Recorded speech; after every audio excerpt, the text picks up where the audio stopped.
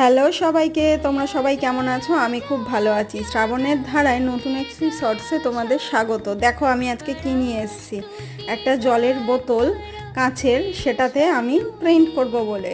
তো সামনেই দুর্গাপুজো, পদ্ম ফোটার সময়, তো আমি আমার জলের বোতলটাতেই পদ্ম ফুল ফুটিয়ে ফেলার চেষ্টা করছি। একটা গোল্ডেন কালারের আমি এখানে আউটলাইন লাইনার নিয়ে নিয়েছি। এই লাইনারটা দিয়ে ফার্স্টে আউটলাইনগুলো ড্র করে নিচ্ছি।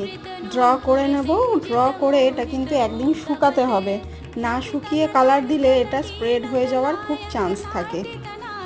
তো তোমরা যারা করবে তোমরা এরমভাবেই করার চেষ্টা করো, না হলে কিন্তু এটা পুরো বিগড়ে যাবে। আমি আজকে ফুল ভিডিওটা কালারের আনতে পারলাম না, কারণ এটা শুকিয়েছিল, কিন্তু কালারগুলো আস্তে আস্তে করতে হচ্ছে। কালারের ভিডিওটা আসছে নেক্সট পার্টে। তোমাদের ভালো লাগলে লাইক করো, শেয়ার করো, কমেন্ট করো। নেক্সট পার্টে ফুল লুকটা কেমন আসছে